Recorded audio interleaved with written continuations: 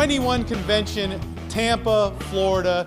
We are here with our second keynote presentation, and this speaker has changed the lives of so many men, and especially attendees, people who've watched the 21 Convention at home, have been massively moved by this gentleman's presentations. I've heard it over and over again as walking away with one of the best speeches of the convention year after year, and we're about to witness it again this year. Here we have Socrates. Come on the stage, my man.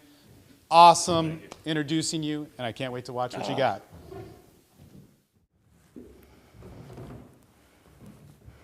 My name is Socrates, and I am here to champion a cause. It is a cause and also a pathway that has been terribly degraded and demised in recent times. It is also a pathway and a destination that I hope changes in our society. But at this time in life, in where we live, it is immensely a dangerous environment. And I don't mean it facetiously. I mean it is terribly a risky endeavor. I'm not talking about a vision, but a reality. It is a pathway that can be followed because other people have already set the trail. It is a destination that can be achieved because others are there right now. I'm here to champion a cause, and I want this writ large in your lives. Take a look. This is tenable. This is achievable, but you're going to have to want it. This isn't just a lovely couple. These are not models. These are real people. In this particular case, these are our very own Anthony and Mary Lee. They're in this room right now. For those people at home, you don't know that, but they are here. This is a real couple. This isn't going to be something easily achieved. It is going to have to take agency. You're going to have to own this. You're going to have to want this. You're going to have to choose a partner willing to commit to this. It is not just a momentary element. You just don't get a highlight. This is not just a snapshot. In this particular case, it is. It is a one-off event. If you want this for your entire life, this has to be a daily commitment. Every day, you need to make sure you are dedicating yourself and your partner is dedicating themselves to this destination, to this reality. Then you have a series of snapshots that create a movie, a fairy tale movie that is that sustained, but it has to be a result of a process. I talked about wanting this to be a cause, and it is. All right, as a cause, I believe movements need to be terribly personalized. I just can't point to this and say, this is what I want to achieve. I need each and every one of you to feel that this is a possibility in your life. That you have the ability to be able to command this, to be able to control this, to be able to replicate this. As such, this movement needs to be personalized, and I want to make sure you can project yourself into this situation. And if we're going to do that, it would be helpful if we had tools. One of the most important, I believe, is you're going to need to be able to know your location. You need to be able to identify where you exist in the sexual marketplace. Because if you don't know, you're lost. If you don't know where you're at, you are lost. The second is, I need you to be able to determine your objectives by your standards. Not mine, not something I'm selling, but your own. You need to determine where you want to go, who you want to do it with, and where you want to end up. As such, you need to be able to have the objective defined, and you need the location of that. The second is, you're going to need to determine to what degree how you get there. Usually it's a straight line. That's the shortest distance. It may not be the most appropriate path. This will also be a path, not just a vector processing. You'll need to be able to make a decision which route you want to take, just like a map. Likewise with a map, you need to understand the environment in which you're going to be doing it in. You're going to need to understand the obstacles, when you can expect those obstacles, and how you're going to face and prepare yourself to go around them. Because sometimes they're going to stand in the way of your objectives. You need to be able to make conscious decisions on how to avoid that. Very much like avoiding a downtown area during traffic rush hour. You need to be able to understand that for the sexual marketplace. Ultimately, it is going to be a tool that needs to be simple and that you can carry inside your head. You need to be able to act on this on a regular basis, to be able to identify where you're at, where you want to go, the path you need to take, and the resources you need to apply appropriately to get there. Now, what would that look like if we're going to be doing a map? I happen to like science. I fucking love science. And one of the most powerful sciences out there is biology. All right, what does biology tell us about the sexual marketplace? All right, there are going to be three major drivers. These are going to be the alpha traits, okay, and they're primarily geared towards natural selection. Okay, that's the overall key. This is where we talk about Darwin and natural selection. All right, and they're going to be focused in on survival, provision, then seduction. Now, breaking those down a little bit, when we talk about survival, we're talking about the physical manifestations and dimorphisms, your physical ability and physical fitness level that you project. Are you a healthy individual? Are you a virile individual? Are you fertile? Okay, these sort of things that are connotated biologically. The second is going to be status dimorphisms. You know, your degree in which you actually are projecting your ability in standing within a society. Are you successful? Are you not? Are you going to be able to provide based on that? What are you telegraphing about yourself biologically that would give everybody an indication, body language, okay, that you would be a responsible and viable mate? The third one is associated with seduction. These are sexual displays. These are overt sexual displays for enticement, arousal, and attraction. All these are terribly well known. They're completely incorporated into mass culture and accepted into our consciousness if we know what these things are. Okay? These are also what we refer to as alpha traits. So when you hear somebody talking about alpha, these are the traits they're responding to. My concern here is that fact if you just focus on the biological traits, we're either hot or you're not, or you're dominant or not. We know there's a lot more to life. Okay? What do we know about these elements? Actually, I'm going to skip one, sorry. What do we know about natural selection and biology in relation to the human condition? What does biology tell us about that? Well, how about this? That you should respond naturally to your dominant sexual role. Men should be dominant, women should be passive. All right? Not only that conflict is a natural state of being. Conflict.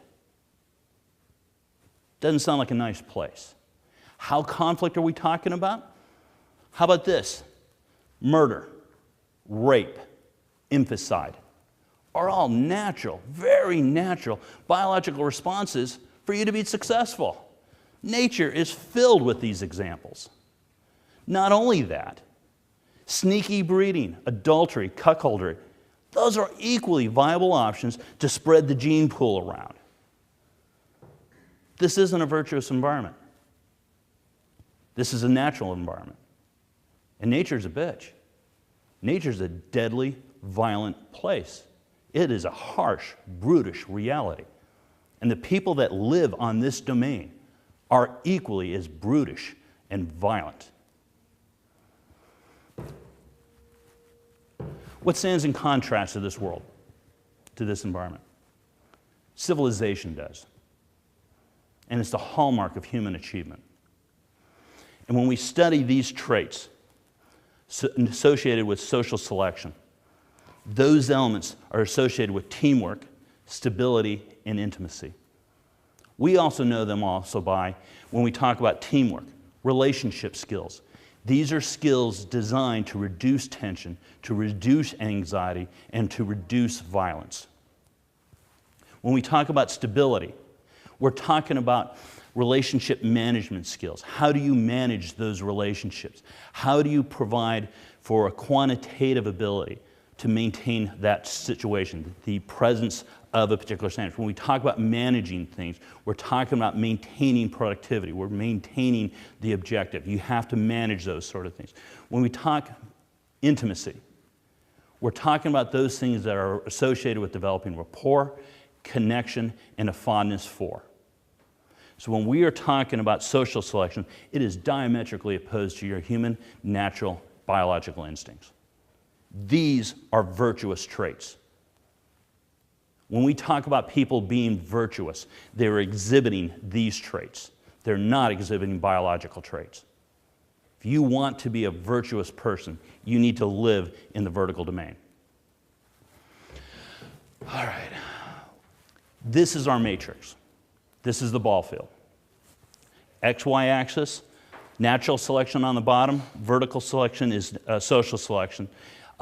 The horizontal axis be the alpha traits. These are the things when we talk about alpha behaviors. They exist along these sides. Men and women exhibit alpha traits. It's not gender biased. There will be differences within the gender, but there will be equally as powerful. On the vertical axis, we have the beta traits. These are elements that are pro-social in nature. Okay? They're pro-civilizing. They're there to help people survive. These are areas in which we have people actually have sex roles. We actually talk about task allocations. We talk about being able to nurture an environment, to actually make it safe for people to respond and to grow children and raise families in. So this is our field. This is where we're existing at. Now, to a little bit further understand it, I actually like to look at the extreme ranges to kind of get a feel for this ballpark, this area in which we exist. And so one of the things I would like to do right now is to be able to look at the individual outliers, take an extreme corner. So what do we have over here? Who lives over here? The people over here are low end on the biological responses. They're not physically appealing, okay? They're not necessarily having status displays. They're not concerned with the hallmarks of standing in their role in civilization, okay? We also know they're horrible at elements of seduction. They just don't know how to convey themselves in a sexual manner. They don't have control of it. But on the flip side, they're extremely high in emotional connection. They know how to connect with people. They know how to formulate teamwork. They're terribly diplomatic. Social standing. They are actually able to project that. They're able to manage those relationships. Okay? They can actually guide and steer these things appropriately. All right? Then on the last one, they also have the ability to have an intimate connection, to develop a really strong grounding in reality and connection with the individuals. So what you have here are people that trigger high emotional triggers. And based on that, based on meeting your emotional needs, people are going to be tempted to develop a relationship with you. There's a temptation here. Equally as important, there's a psychological response.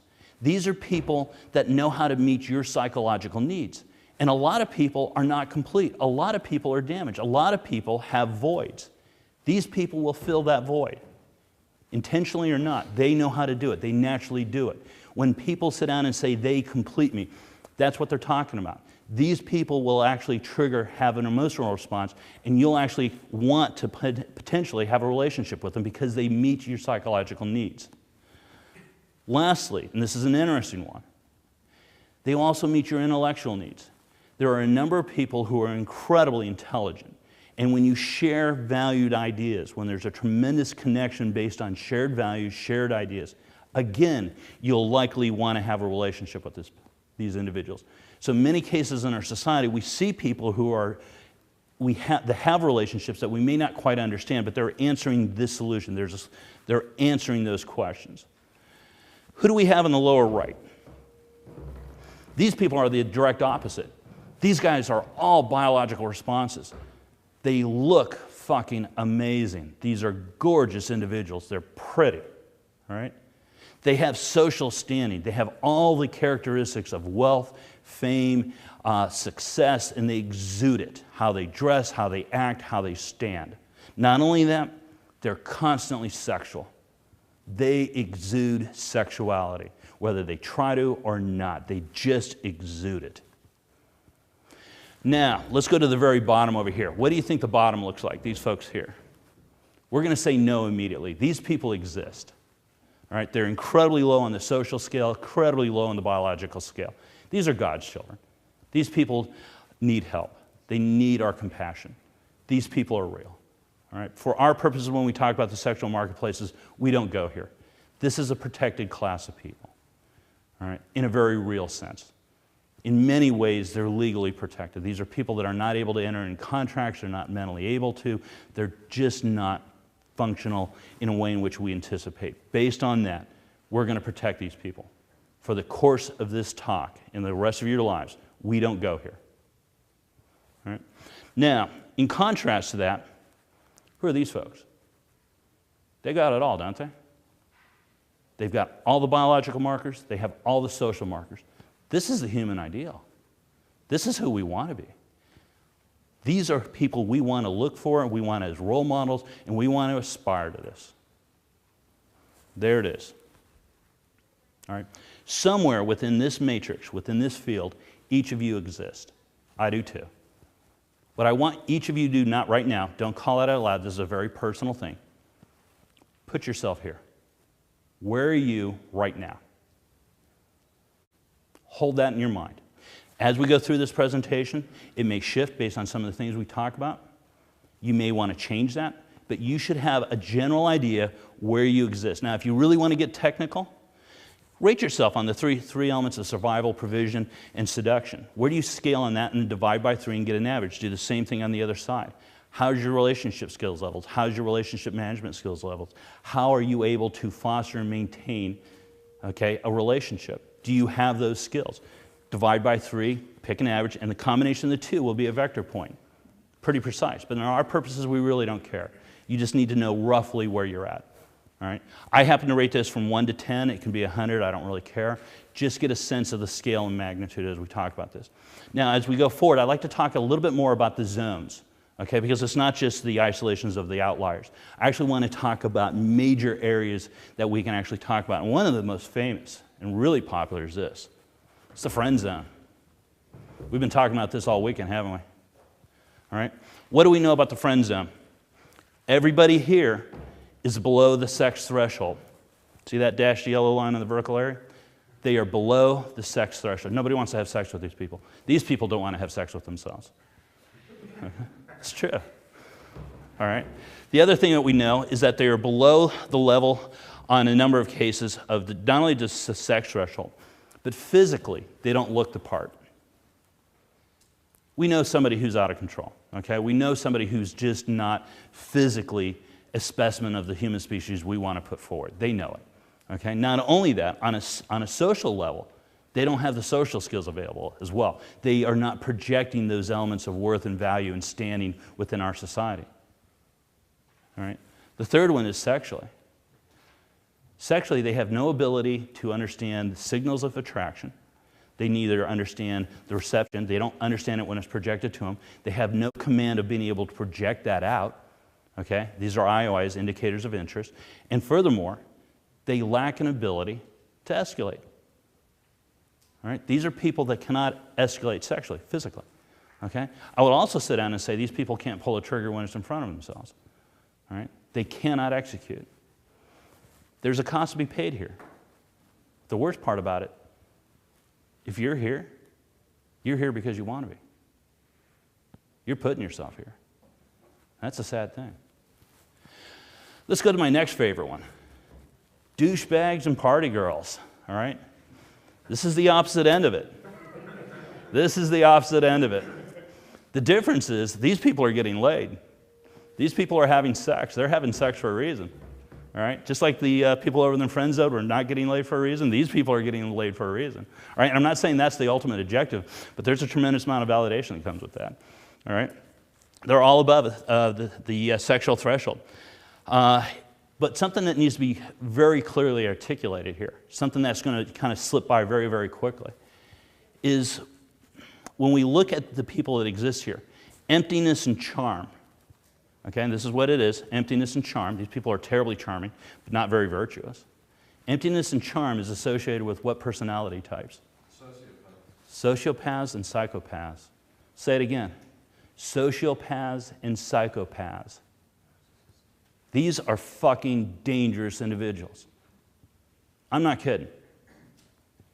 These are dangerous individuals. And you're going to stick your dick in it. Be very careful here. We'll come back to this. All right? Furthermore, these people are unable or unwilling to make social connections. They either don't know how, or God forbid, are unable to. And if they're unable to, they are genetically damaged. And these people exist. They're amongst us. Not here today, but they're out there. Be wary of this. There are monsters in this world, and they exist. And they look and act just like us. All right. Beyond that, they also don't have an ability to exercise control of themselves. They can't help themselves. They actually can't help themselves. It doesn't justify what they do, but they can't help themselves. All right? Crazy will do what crazy's got to do. All right? You can't deny crazy. Crazy will not be denied. That's the worst part about it. It's like the truth. It reveals itself. Crazy will reveal itself. Your key is to fucking listen.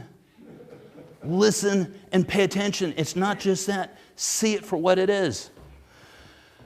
These are scary things. They really are. But this is a little bit of the lay of the land. All right? I happen to like this picture a little bit better. Now we're talking this big area right in here. That's the dating zone. It is the largest zone in this map. And it should be. I think most of us should be dateable. I think most of us should be of a level in which we should be inside this zone. This is where we want to be. All right? It's pretty straightforward. It's considerable difference between social and personal values. It'll fluctuate. I want to recognize this. I know these are hard lines, but they fluctuate. They will fluctuate. It's a little nebulous, but I don't want to focus too much on that. Just recognize that your individual circles may be different than mine. That's okay. But generally, this is what we're talking about. All right? And we want to kind of be in this area. We should be in this area. This is the natural condition of mankind. This is where men and women belong. All right? If not, there's something wrong. Ultimately, though, wrong way. Ultimately, though, I want to have everybody kind of head up here. This is relationship potential. This is marriage potential. Now, in all honesty, you can commit yourself, your life, your resources, your future, anywhere you damn well please. I don't think it's necessarily smart. I think you should be shooting for here. This is a sweet spot up here. All right? Again, when we talk about the human ideal, we're going to gravitate towards that. This is a lot more readily achievable than the human ideal. You get close, but you don't have to do all the work to be the human ideal. This is relationship and marriage potential. These are the people you should be looking at. These are the people you should be committing yourself to. I will say this now. These are virtuous individuals, higher on the social scale, all right? If you commit yourself to anyone outside this range, you fucking betrayed virtue. Think about that for a minute. You commit outside of this range, you are not honoring virtue. You are not a virtuous individual. You can't say and think you're virtuous when you're acting counter to that. And you know it. You know it every time you do it. You can't escape yourself. I'm here to shame you. I'm here to tell you it's wrong. I'm here to tell you you deserve better. And you should have better. But you have to do it for yourself. Oops. This is another zone. This is a terribly important one. It's a combination of two areas, between the friend zone and the fuck buddies. We refer to them as creepy and awkward. These are obstacles within our map. These are obstacles. These are topography in the realm of the sexual marketplace. We need to understand that they exist. And they exist because of incongruent behaviors. When you're really kind of here, but you're not quite there, you're going to be kind of in between. It's incongruent social behaviors. Now, in this one, off on the friend zone, it's sexually based, isn't it? People in the friend zone are not comfortable with their sexuality, projecting themselves, escalating, understanding, and receiving IOIs. It's going to be kind of creepy when they try stuff. All right, and we know it. We've all felt it. Interestingly enough, down here with the fuck buddies, they exist too. We're not nearly as cognizant of it. But if you are in and around that area, you know people that are like that. One night stands, all of a sudden awkward. Do you leave before you stay? Do you wake up with them? Do you dare ask, what do you want for breakfast? It's going to be fucking awkward, all right? Because you haven't done your homework. You haven't prepared yourself. It's in between. They haven't had a whole lot of social things. Those things haven't been covered, all right? And this is a harsh place. A lot of people live here. A lot of people live here and don't know it. A lot of people live here, and don't know what to do. This is the realm of women's magazines. How do you like that one? This is the realm of women's magazines. This is the market they're selling to. Women that can't find a decent guy and don't understand why. Here's a pacifier. At first glance, we're going to be doing three things. I have two examples here. Somebody stuck in the friend zone, somebody that's a fuck buddy. All right? Identify where you're at. That's the first thing we're going to do. The second one, in both cases, we're going to actually pick a single point. This is where they want to end up. All right? Smack dab in the middle of the dating zone. That's fucking awesome. It's a sweet area. All right? We're going to investigate it later, but this is where they want to end up. Now, the simple process is between 2 points. The shortest distance is a straight line. All right? For these people over here, all they have to do is amp up the biological factors. You just take this area right here. From here to there is a straight line. This is telling you, vector-wise, you need to add biological factors, these traits, to this level. Likewise, this individual here needs to add pro-social behaviors to that degree to get there. You know where you're at, where you want to go, and to how much and how degree. Not only that, based on our destination, we have a kind of a sense of how long it's going to take us to get there. You should be able to do this calculation really quickly in your head. It's not particularly hard. You don't have to be super accurate. You just kind of know. All right? Now let's look at the guys in the friend zone specifically. What can we really look at this? Again, these people are here for a reason. They're lacking all the biological indicators that would make them a successful and appropriate mate. All right? They score low on the physicality aspect. They physically are not representative of somebody you want to be in a relationship with. Socially, they don't have standing. They lack confidence. All right? Everybody talks about confidence. Let's talk about the opposite. How about uncertainty? How fucking sexy is uncertainty? You want to invest your resources in that? You want to engage in that? Are you cool with being uncertain? I'm not. First rule of business, if you're uncertain about yourself, I'm uncertain about you. All right? They like that. Second one is, the last one is sexually. They don't believe they belong over here. They're being held back, and they're holding themselves back, intentionally so, because they're not developing the skills that are going to put them here sexually. They don't know how to receive or send signals of interest, indicators of interest. They also don't know how to escalate. These are skills that can be taught, and taught rather well. All right? Now, we also have to realize we have an obstacle standing in our way. That's creepiness factor. Okay? You're going to have to plow through that. One way or another. There's going to have to be a considerable energy to go through that. This isn't just a planar element. This is an obstacle. You're going to have to prepare yourself. And in our journey, when do we come across that obstacle? At the very fucking beginning. There it is. Right at the beginning. If you are going to go on this change, if this is where you're at and you're going to go into the dating market, understand your biggest obstacle starts immediately. You've got to go through this mountain pass. All right? Prepare yourself. Develop the momentum. Motivate yourself. But recognize you're going to have to do this. All right? Now, on the flip side, we have these folks here. These are people that are stuck being rotated out. These are people that are sexually active and cannot maintain relationships, and they're suffering for it. They want to get to the same place the other folks that are in the prime spot of the dating market. Okay? They too face the same challenges.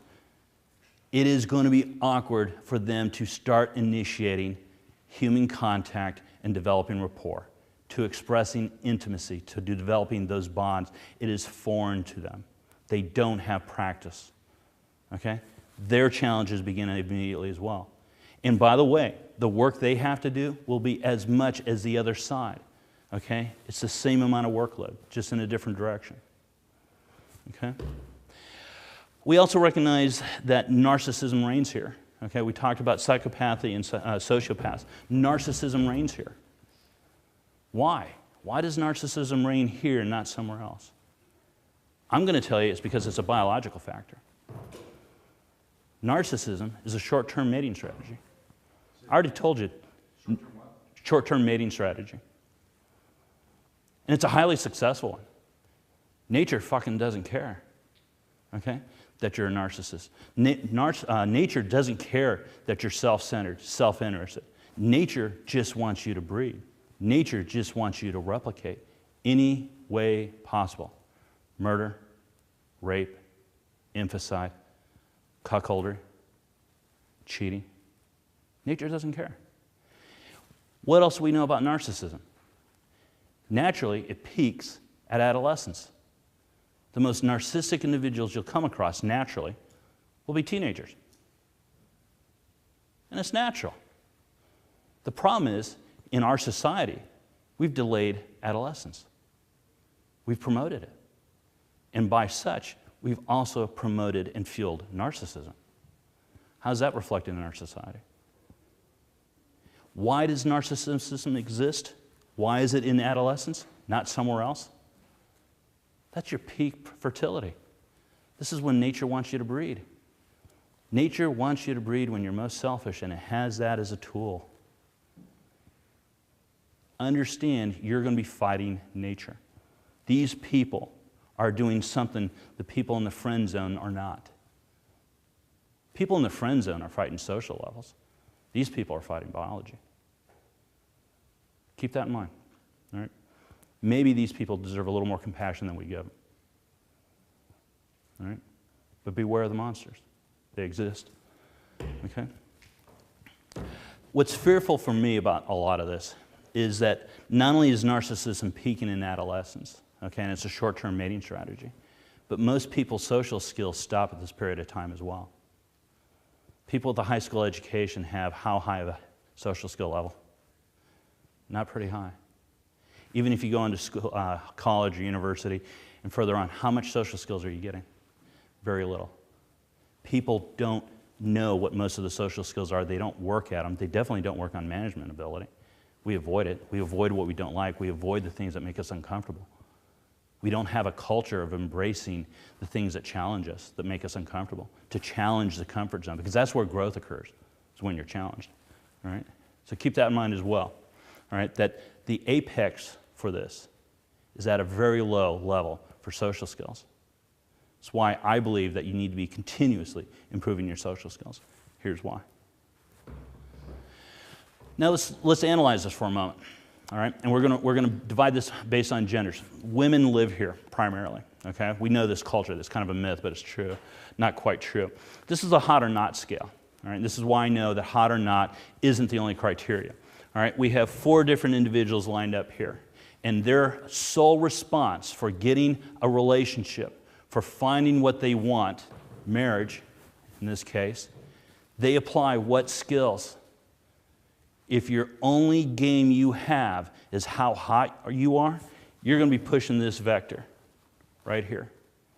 That's awesome. They're going to be hotter, they're more desirable, everything else. Problem is, only these individuals are actually relationship potentials. This is when you're getting tempted to date these people. These people here, nobody wants to be in a relationship with them, and they're not. All right? There's a harsh reality here. The market's responding. If you're not in a relationship and you're just focused on beauty and attraction, you're not going to get here. You can't get there by doing this. You have to develop social skills to get there. All right? That's harsh. We also know that people actually go through a cycle of failures. If it's not working for them, replace the guy. You heard a couple other speakers already talking about that. All they do is a revolving cast of characters. And in response, it's not just a revolving cast of characters. These people here develop lists. The next guy's got to do this. The next guy's got to do this. At no point do they ever take in consideration what they're bringing to the table. Their faults. There's no agency here. They're not taught agency. They're not expected to understand that. They're not supposed to be accountable. Now, I said that initially that these people here are mostly women. It's not true. That's not the dangerous one. It's annoying. It's annoying as fuck. It's not a dangerous one. Men live here too. Because this isn't just a hot or not scale. This is the alpha scale. You're either dominant or you're not. You're either alpha or you're not. What happens when we live on this scale? What happens when men have only a single response socially to the conditions in which they're facing? We've seen these guys. They're monsters, they're physical, they're prime specimens. You sit down and say, this is the human ideal physically. Not only that, they know it. They present themselves that way. Sexually, they're all over it. These are guys that will cross a room, bust up a gaggle of women, and grab the chick that he wants. Okay? We know these guys. They actually manifest it. They project it. These are the guys that are going to have the tattoos on their neck. Okay? These are the guys that alpha isn't alpha enough. Okay? You think I'm kidding? You think I'm kidding? You think I'm kidding? I'm not. Every response to these guys is more fucking alpha. Where does that get you? It gets you way over here. It will. But what happens in society when alpha is not enough? Yes. How about an example? And I'm going to put myself out there because this guy ever gets released from jail, he's coming at me. How about War Machine? You know that guy?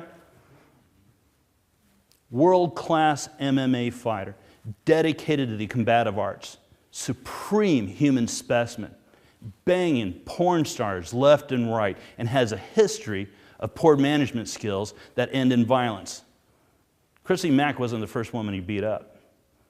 Chrissy Mack was the only woman he put in the hospital with a punctured lung, ruptured spleen, ruptured liver, fractured skull. Violence. When your skills aren't enough and you're all alpha, you alpha the fuck up and you get violent. And we have a response to that. We incarcerate these fuckers. We pull them out at that point as a dangerous society, and we fucking should. Where is he now? He's in jail. Okay, and we talk about jails, we know that they're rape factories. All right? It ain't pretty. Not only that, how's he feeling about himself? At the time of this filming, he's already tried to kill himself once. The worst part about this isn't just the violence. The worst part about this, it's utterly fucking preventable. What if War Machine wasn't War Machine? Okay, and I'm gonna come back one more. I'm a little bit ahead of myself, sorry. The other part of this, War Machine surrounded himself in a culture of alpha. He was let down by that culture. The people he surrounded himself weren't willing to say something else because they didn't know it. In MMA terms, War Machine had no fucking ground game. How's that for harsh? World-class fighter with no fucking ground game. Let me say it again. The man had no ground game. He had no alternative to work in this axis. He was a one-way player. Everybody saw him coming. And he surrounded himself with a culture and people that didn't. The alternative is this. This is preventable. Utterly fucking preventable. What if, for example, War Machine wasn't War Machine? What if War Machine actually developed these traits and characteristics? What if War Machine was that man right there, Ed Aiken? You heard him speak yesterday. Let's talk about Ed for a second. Who's spoken to Ed? He's an awesome fucking guy. Terribly social, knows how to actually make and develop a connection with people. He's able to actually have that connection, a rapport. He knows good social skills. He has relationship skills. Okay? Not only that, he can manage those skills. He can manage relationships. How do we know that? Have you talked to his wife sitting right next to him? Okay? He makes good decisions for himself. He's able to manage those relationships. Okay? I can also guarantee he's able to foster intimate skills. He's able to maintain that relationship through maintenance skills, repair skills. Lastly, what type of man is he? Have you seen his daughter? Have you seen his child? That's the man we want to be. And did I screw that up? It's a son, isn't it? It's a 50-50 shot, sorry, Ed. I'm sorry. This is what stress does. It's a baby. I'm just trying to stay the hell away from babies. That's my deal right now. But the bottom line is this. Here you have a remarkable comparison between two men. Okay? Who do we want in our society? Who do we want to be? Both are terribly dedicated to the combative arts. I would say one more than the other. The ones have actually incorporated philosophy to make it an art. It's just not combat. All right? Remarkable comparison in an immensely different situation. Okay?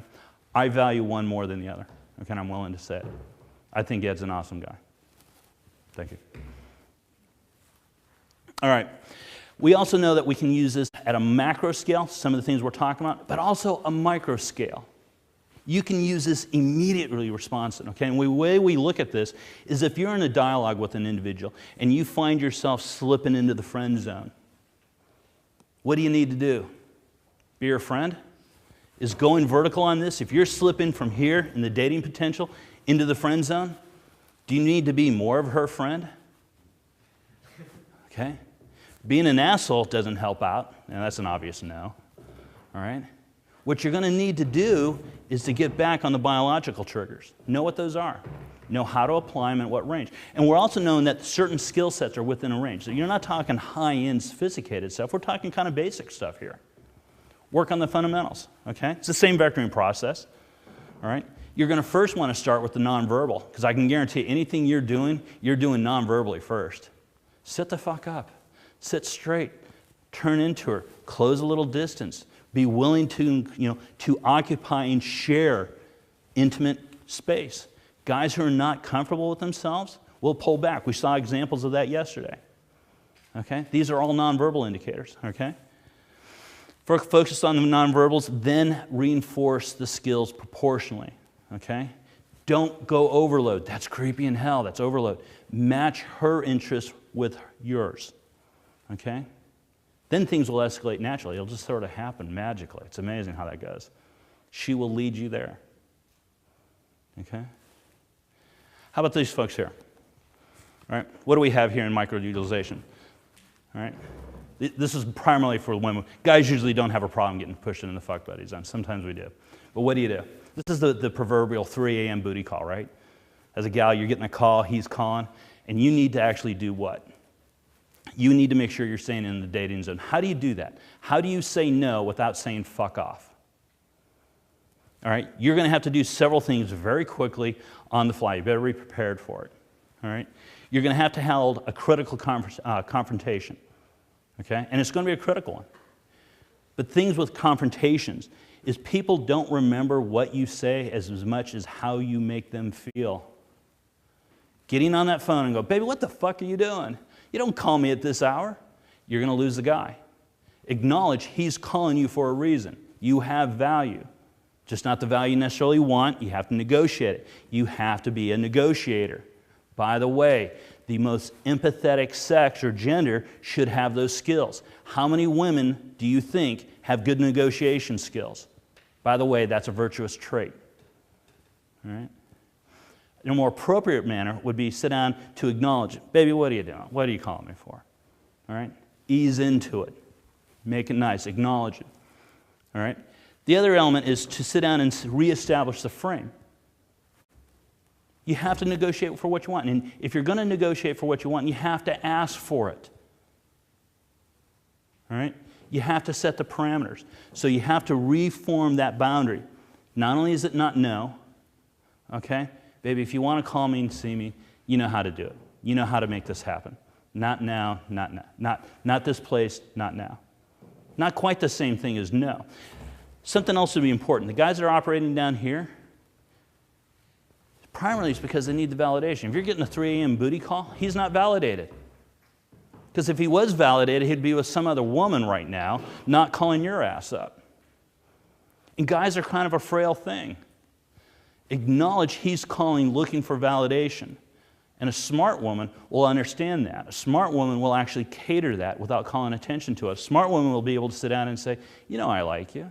You know I want to spend time with you. I'm interested in you. But not like this. Give me a call tomorrow. You're saying no. You're negotiating for what you want. And you're not burning bridges. Let's talk about the pickup industry. All right? It's a sensitive topic. We can actually see it right here. Here it is just visually. We've been talking about it, we hear about it, we read about it. We don't get to see it. Here it is. You are there in the friend zone. What do they promise? A lot of ass in the fuck buddy zone. No commitment, no obligation, low investment, low financial outlay. And by the way, that does exist. That's real. That's as real as anything else here. And the guys will teach you how to do it. But what are they teaching? You're going to go from a friend zone down here. You're going to highly amplify your physical presence. All right, think about that for a second. You're going to highly amplify your physical being. Then you're going to act in a hyper-dominant way. Traditionally. This is the traditional form. Not only that, you're going to get aggressive sexually. Let's put all that together really quick. Over-amplify your physical presence, getting socially dominant and aggressive, and sexually domineering with people that are not dialed in socially. Anybody see a problem happening here? Anybody see a train wreck? I sure as hell do. All right? It's not just a train wreck. Let's talk about their clientele. What are you going through? Because that's the only thing you guys really care about. You really don't care about what ends up happening there. You actually care about your experience. What are you going to go through? You're going to go through initially a very creepy phase. You put in a little bit of effort, you're going to be a creepy fucking dude. You only put in a small amount of effort, you are going to be creepier than fuck. Okay? Just being honest. Now, nice, there's a degree of reprieve here. See that little gap right there? You're actually going to be in the dating zone for a very short window of time. Okay? The other guys are going to be sitting on, and you're going to be pushing forward. The guys that actually put a good, solid 80% in, they're awkward as fuck. Okay? It's only the guys that go fucking balls in, unremorselessly, and just throw themselves at this shit. I mean all in. Guys that are going out 5 nights a week, doing hundreds of approaches, and you better be measuring it, okay? Because they will. Those guys have a potential of getting fuck buddies. Quality's low, shitty, but you're going to get it. All right? Here's the really ugly part. It's not getting laid that's a problem. It's this right here. That little sweet spot, that little window of light between cloud storms of creepy and awkward. These are shitty trolls. These are trolls. You're going to be dating the hags of our society. Why the fuck would you go here? This is a shitty fucking path. And that's the point of this. The path you take counts. The path you take determines the qualitative experience of your fucking life. All right? Be careful here. Now, luckily, and I thank God, the community has dramatically changed. You still see this. It's still here. But they've gotten smarter. They've gotten wiser, and there's a number of reasons for it. It's not quite here anymore. But let's look at the consequences of what happens on the old sense of community if you just follow this. And here's where it really plays out on a social level. We have 2 major reactions to this. These people are fucking defeated, and they go back to doing what they do. Okay? They're like, fuck this shit, and rightfully so. Who would want to take this path, end up here, and have low-quality women you really don't want to spend time with and you really shouldn't be putting your dick into? Okay, these are the sociopaths. Okay, these are the dangerous people. These people will fuck you up. They can't help themselves. All right? These people are defeated. Now let's talk about defeated people. What happens when you're defeated? I don't know of a single person who isn't profoundly defeated in an immensely emotional and intimate way that doesn't get resentful, especially where your sexual identity is concerned. We are striking home at your sense of masculinity, who you are as a man, and your quality as an individual when we're talking here. How fucking angry do you think you're going to be? Do you know who these people are? Elliot Rogers. People here kill people. People here face a reality they don't want to admit. People here are resisting a reality. They are not only resentful, they're miserable for facing that reality and conflicting with that reality. And when you're not socially enabled, when you are not socially sane, when you're not full as a human individual, you kill people. You get violent. Because socially empathetic individuals don't harm other individuals. They don't kill. They don't beat. They don't turn to violence as a solution. This is a serious social problem. It's not just a pickup industry issue. It's exemplified by it. But society does this. Society expects men to achieve the things that they say we're supposed to, or taught, without the skills, background, or support of other men to show you how, to teach you, to guide you, so this is preventable. This is a society problem. But the pickup industry will get blamed for it. And if you're in this industry, be careful. If you're in this industry and you want to make a change, step the fuck up. Become an industry leader. Show that this matters to you. That's the difference between a business and a cause. Apple's in business, but they serve a cause. It's not just products they produce, all right? Second one, big failure. We heard earlier that a lot of the guys are intelligent, okay? White-collar guys, I happen to like them. I'm going to root here, all right? I'm biased. There's my biasness, all right? They're difficult to train in the pickup industry, and rightfully so. They recognize this is clownish fucking behavior. They see the road ahead of them. They don't want to go down that fucking road. I wouldn't. But they kind of want to get over here. They think, they're told, they're sold, all right? But the reality is they kind of want to end up over here. So what do? They apply some of the lessons. And one of the first ones is their sense of reality, their sense of place. They develop small, marginal, menial skills of attraction. They understand when a chick's kind of interested in maybe, hey, she's looking at me. No, she really is looking at me. Not only that, he's able to convey interest as well.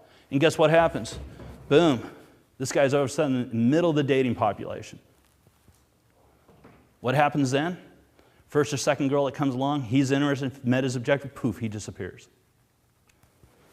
He doesn't get here. Okay? This never happens. By the way, this guy, he's happier than hell. If you're in the pickup industry, this is lost profits. Take a look at that, guys. That is lost profits. That is an entire market segment. I could develop an industry right fucking there. Not teaching you pickup. I could teach you how to stay single.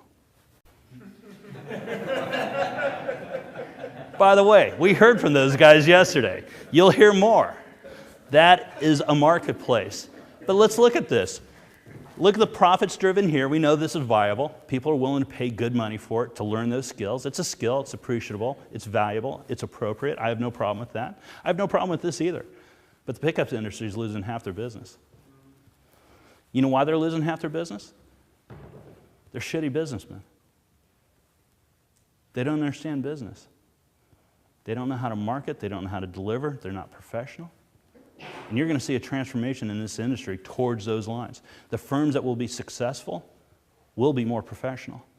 They will understand the services they provide. They will understand their market sector. They will understand the products and services they are fulfilling are needs of yours. Not only that, they'll have business models that'll work. I'm kind of glad a lot of this doesn't work, because those people don't stay in business long. They don't do a lot of this. They don't do a lot of damage, not the good ones, because they actually have a better business model. They understand it better. So let's look at the PUA alternative. If you really want to be here, it's a vectoring process. We know path matters.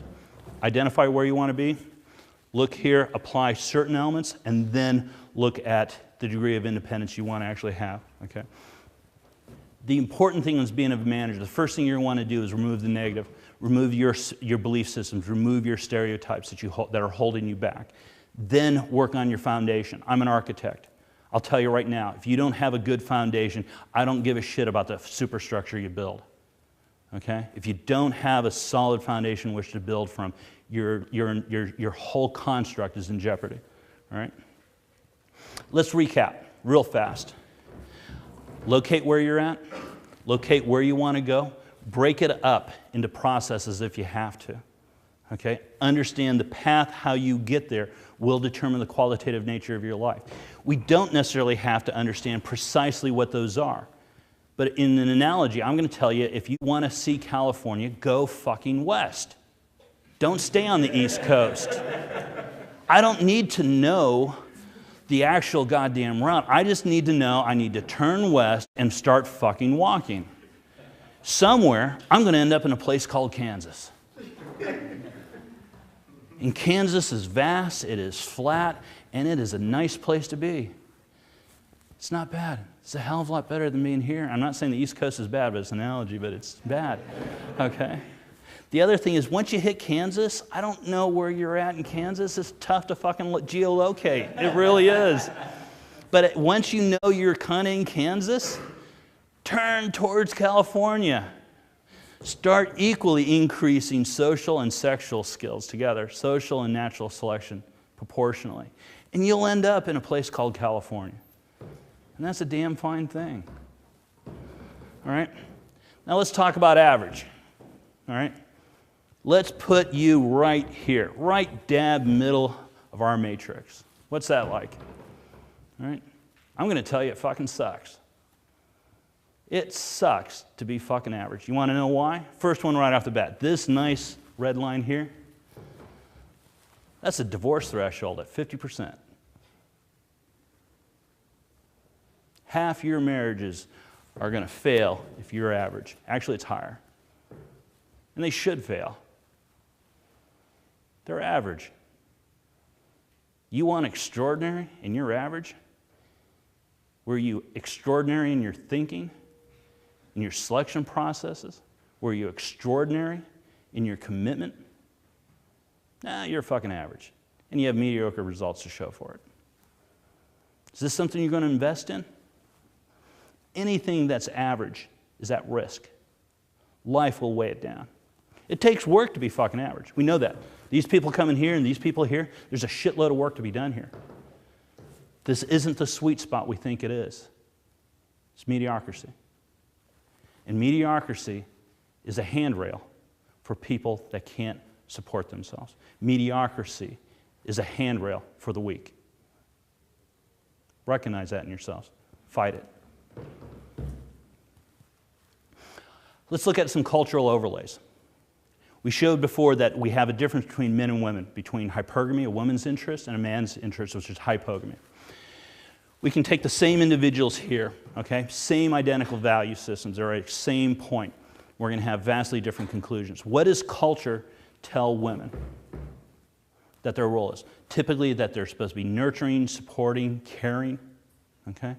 We know in the sexual marketplace, women are not expected to carry the emotional burden of any of the processes known for selection. Okay? At no point do we have an expectation that that hot woman's going to come over and open you, that she's going to initiate the conversation, that she's going to move and guide that conversation along into something else, that she's going to initiate and ask you out for a date. Furthermore, culturally, we know she will have no obligation to carry the financial burden. Okay? That's going to be all on you. All right? Ultimately, culture tells women that they need to marry up. They need to seek better. They need to marry up. And it's reinforced again and again and again. All right? Let's talk about the average guy. Okay? What's he taught? You need to be dominant. You need to lead. Okay? It's your responsibility. Your responsibility to initiate. Your responsibility to go after the girl, to bring it along, to take all the emotional and psychological risks. All right? Every pickup artist right now who's come here to talk has relayed intimately how they were psychologically damaged by that process. Somewhere along the line they were hurt, and it has reflected and manifested itself as them in men. These are lasting risks. These aren't simple things. Just go ask the girl out. Yeah, we can slough it off, but the reality is it helps shape who we are. All right? We also know men are obligated to carry the financial burden. All right? That's a risky proposition when you're having to carry that. You're going to have to make decisions on what you can afford, the decisions you make. All right? And ultimately, as men, we're taught to protect and to provide. Sounds nice. Provide. It's got a nice ring to it. What's another word for that? How about marrying down? Sound nice now?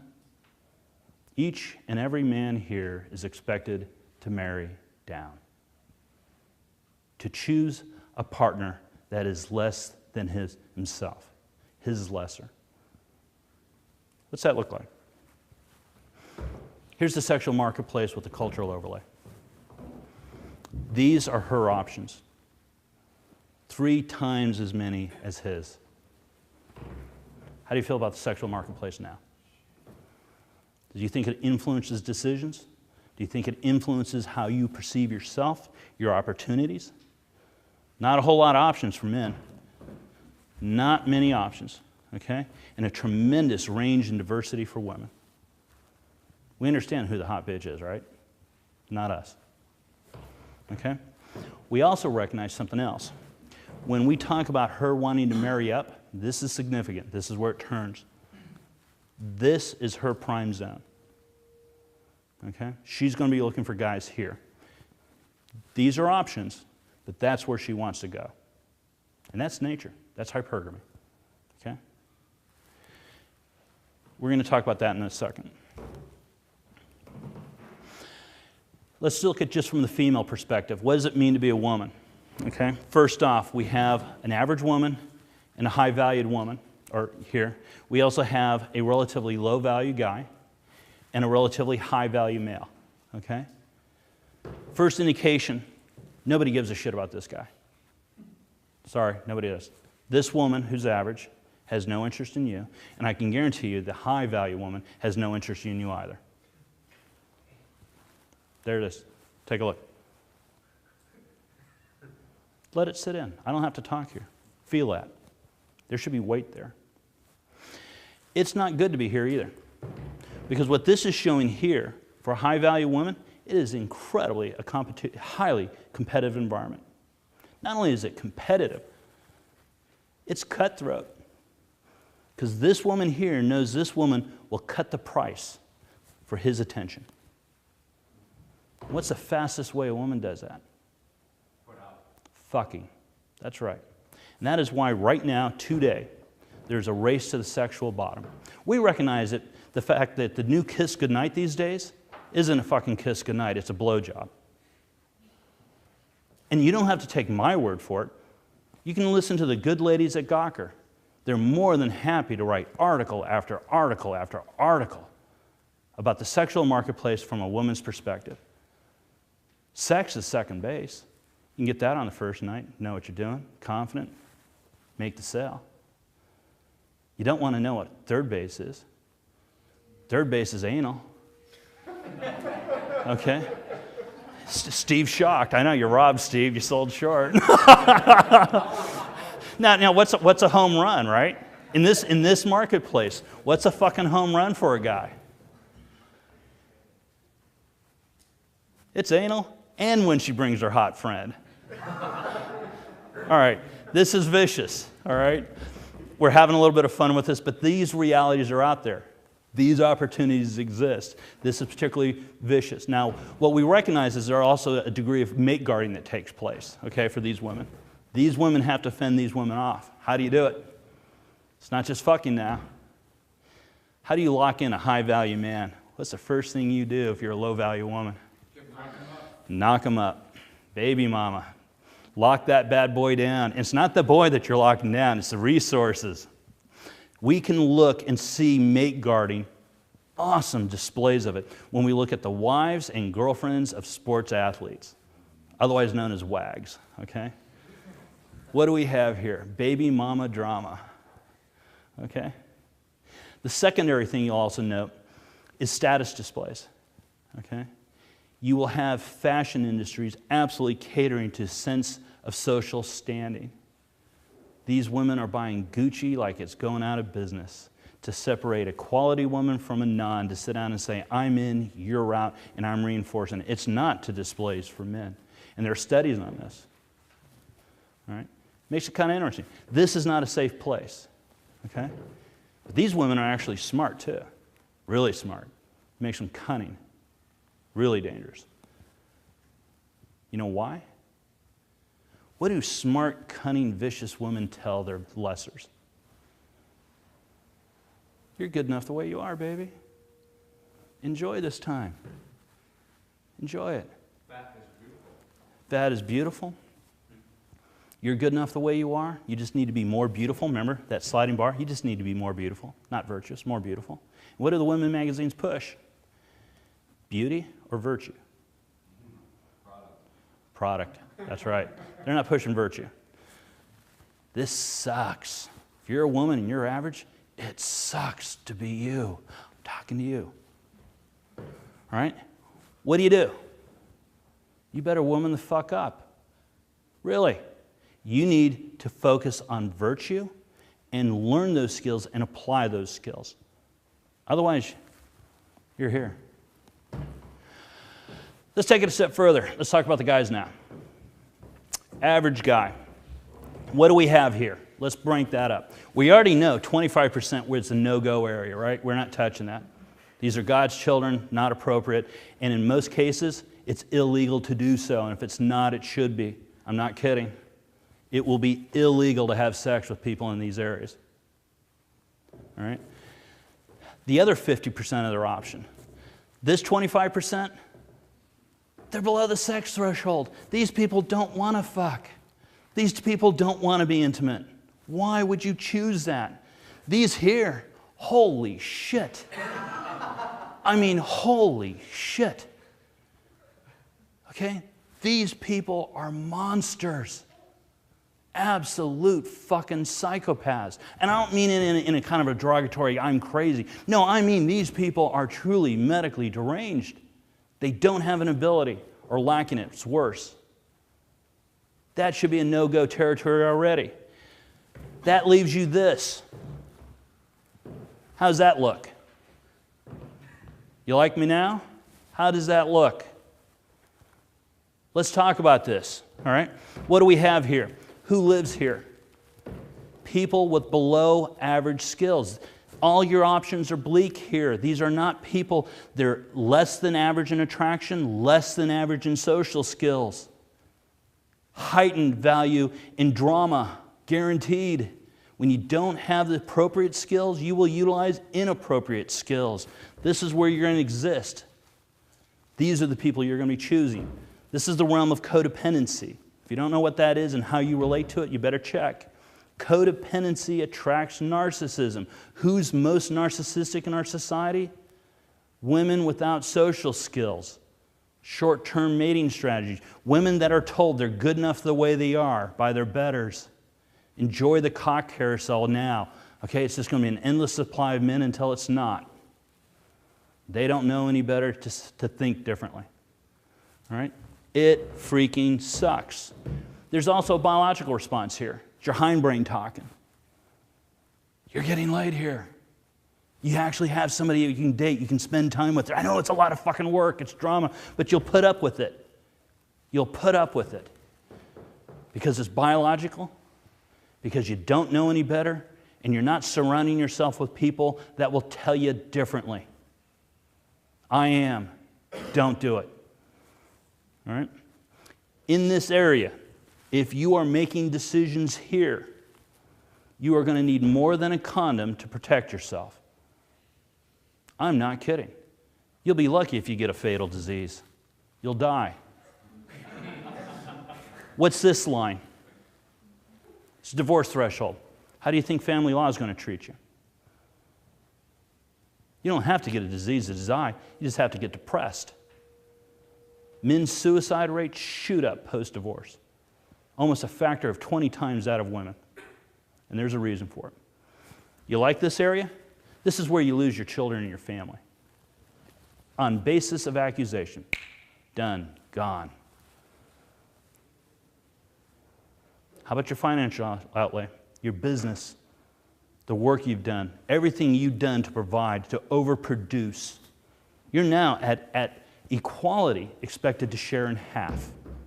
I'm not saying it's right or wrong, but men, you're going to get hit hard.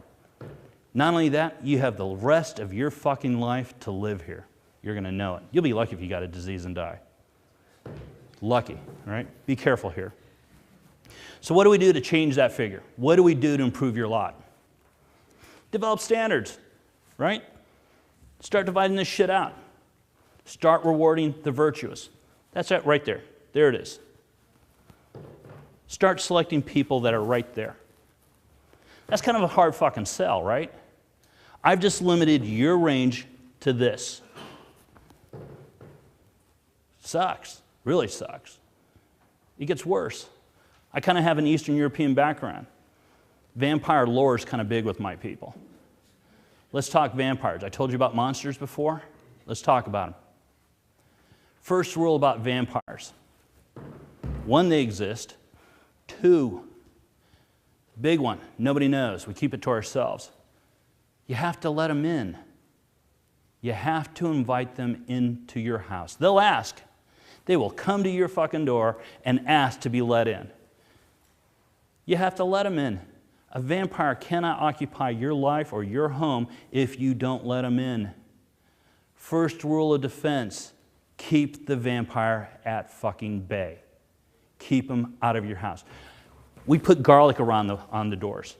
Repel them. I actively try to repel crazy. You know how you repel crazy? Act virtuously. It bothers them. They reek. They have a biological reaction to it. They can't stand it. And they know you know the difference. They look for it. They ask to be invited in. Now, we have a human tragedy. What happens when you let the vampires in? God knows I have. How do you get the vampire out of your fucking house? First thing you're going to have to do, and we all know this one, you've got to drive a stake through the vampire's heart.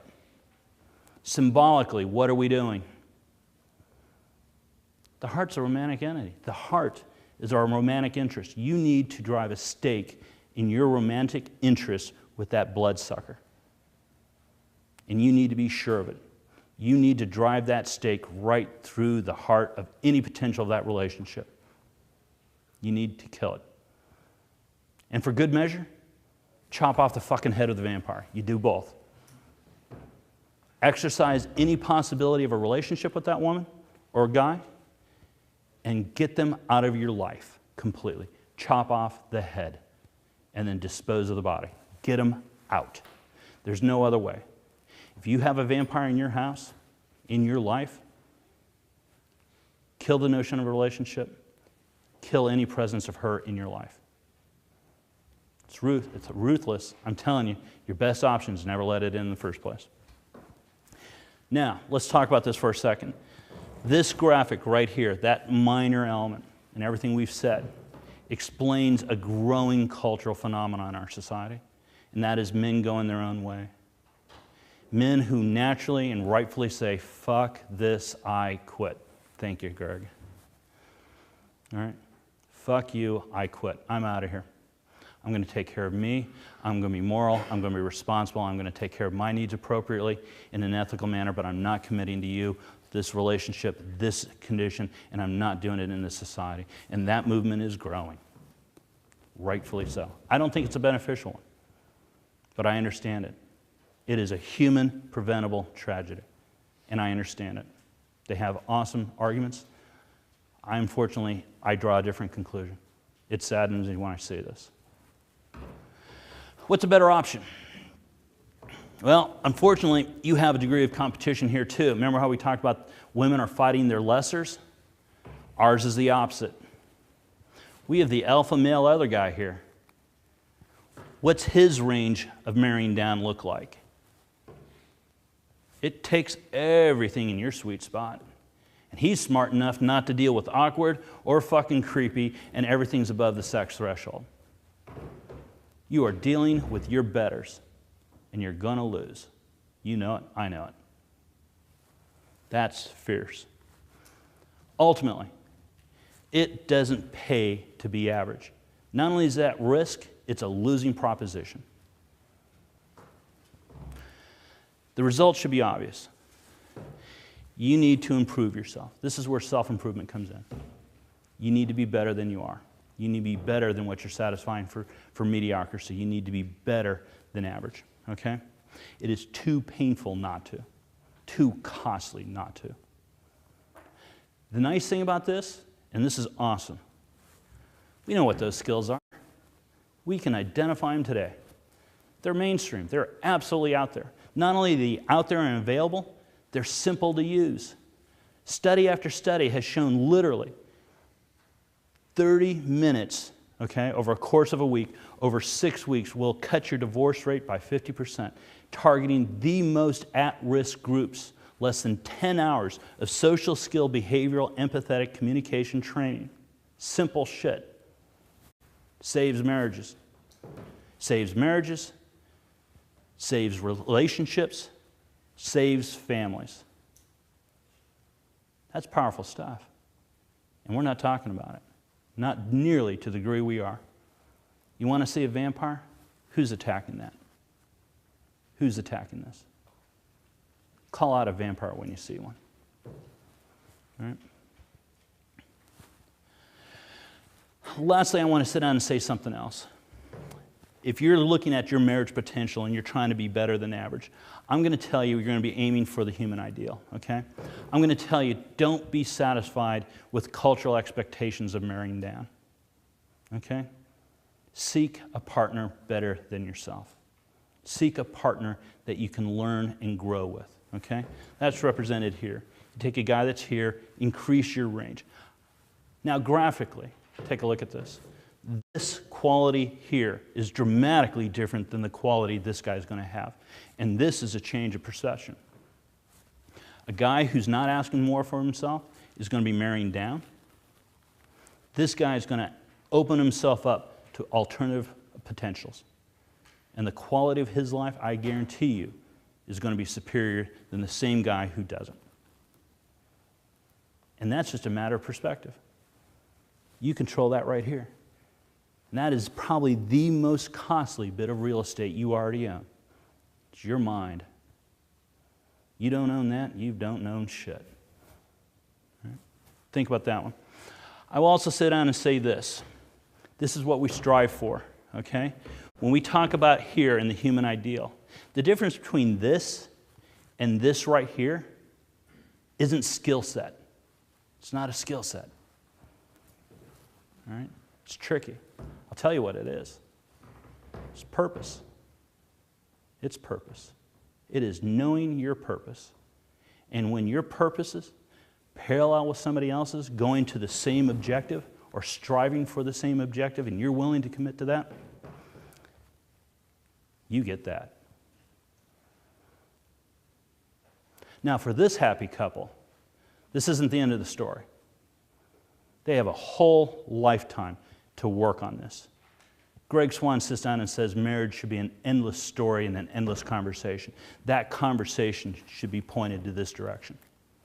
That conversation should be looking for those ideals. Okay? You should be committing daily to that. That is a life well lived, and it is a process. All right? And it has to be earned. This isn't a given. This isn't achieved in one day. This isn't a moment. This is a lifetime of commitment. If you're going to do this, you better man up smart. Which, by the way, is where you can find me. You can find me right there, manningupsmart.com. I have an entire blog dedicated to social skills that are pro-relationship, that'll teach you the individual social skills, the relationship management skills you need to know and understand, as well as relationship management, maintenance skills and repair. You need all those to be able to have the initial skills of attraction, the initial skills of stability, the initial skills of maintenance to be able to do this. You can find it right there on my blog. Ultimately, if you found this presentation beneficial, act on it. You're going to have to act. But I started this presentation by saying, I have a cause.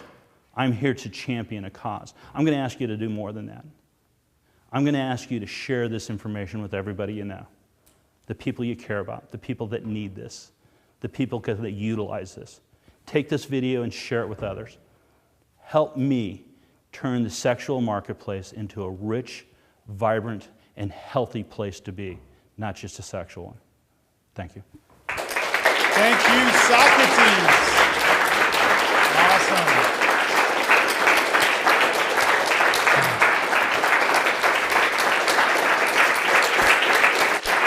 Stop it.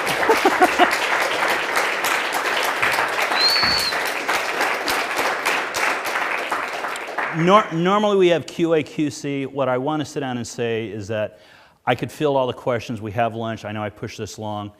Let's go to lunch. I'm here all weekend. Greg, we can take these. I will take all lunch. I'm not going anywhere. I just want to make sure that we keep everybody on schedule and we respect it. All right, one or two. Actually, check this out, guys. You know, Socrates is going to also be at the dinner and at the one-on-one dinner on Sunday night. More the reason to go there. We do have time for one decent question, two short ones, or decently long question. Does anybody have We'll start with you, Greg. I thought you were fantastic. Sorry, I thought you were really fantastic. Your preparation really showed, and it was a remarkable presentation. The graphing, God bless the architects for being able to visualize. We were talking yesterday about your ability to maintain your masculine frame in your relationship. In other words, not using those escalating social skills to cost you your masculine sexual power. And I wonder if you could talk to these gentlemen about how to do that, because that is the problem when they finally do get into a relationship, how to maintain their own masculine dominance in the relationship so that they don't turn into a child. Yeah. All right. This is going to be a bit of confession. This is going to be something I've done. To answer Greg's question immediately, if to preserve your masculinity, and you know, for example, let me fly right back to, oops. Shit, oh dear. Can you redo that? Sorry. Start me at the beginning. I apologize.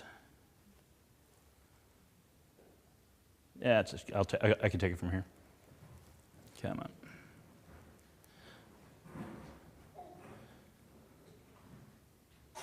Okay, we were talking War Machine, and when all he could do was add alpha, alpha, alpha, alpha, what do you do? The first thing is we talk about, and it's, I hate the overuse, is you need to have the ability to walk away, okay? You have to stop yourself. You have to self-arrest. Okay, that doesn't preserve your masculinity. It's going to be heightened. You're going to be humiliated by it. People are going to shame you. Culture will shame you, okay, for just walking away. But you're going to have to be strong enough to do it. You have to understand your purpose and why you're walking away and what you're walking away from. Now, how does that play out? It's going to be a challenge. And when you talk about independence things, for a number of things that if you're looking at things and I see behavior, you don't want to reward bad behavior. So what do? You don't feed it. And you have to be willing to walk away from it. I'll put a woman on timeout. I know it's like peaceful parenting. I will put her on timeout. Okay? No, I'm not doing this. This isn't acceptable behavior. And no, you are no longer in my realm of influence. You're no longer welcome here. I'm pushing you out. Okay? And I'm holding you at bay. That's going to be incredibly tough to do, especially if you're dating. Okay, and you're not committed. I've actually had to do this while I was dating to stay independent, okay, when we talk about the social skills of independence, okay? What do you do when you don't want to be in a relationship and she pushes for a relationship? I put her on timeout, okay? Not only timeout, I actually make room for her to make better decisions, okay? That's called frame. Because if I'm as awesome as I know I am, there's no competition. I can leave my girlfriend with Brent Smith at a bar last night and walk away knowing I still have that relationship and trust because I'm that fucking good. But you have to be that good. You have to know it. You have to know your worth and your frame. You also have to have it tested. Untested worth doesn't have value. You don't know how good you are until it's tested. Okay? If you want to be independent, let her make outstanding decisions for herself. Help her have other options. You need to have an inferior man night once a week. Not only have, I insist on it. You need to go out with inferior men and then come back and spend time with me and put it in comparison. Not only that, I want you to have several inferior man night. Name them. It's brutal. It is so fucking hard to do. But like that awkward phase, it's right in front of you. It gets easier on the other end. Okay, let's pull that one up real quick. Here it is here. Okay, it's awkward. All right? It's tough. Get in the habit of it. Get in the habit of exercising the muscles you want to strengthen. How many talks have we had so far on fitness, on strength development? Start exercising your virtue. And that is how you do it. By being non-needy, non-outcome dependent, and you provide people the best options available. Answer your question? Guys, we got to wrap it up and get to lunch. Thank you, Socrates. Standing ovation from everybody here. It was awesome, amazing speech.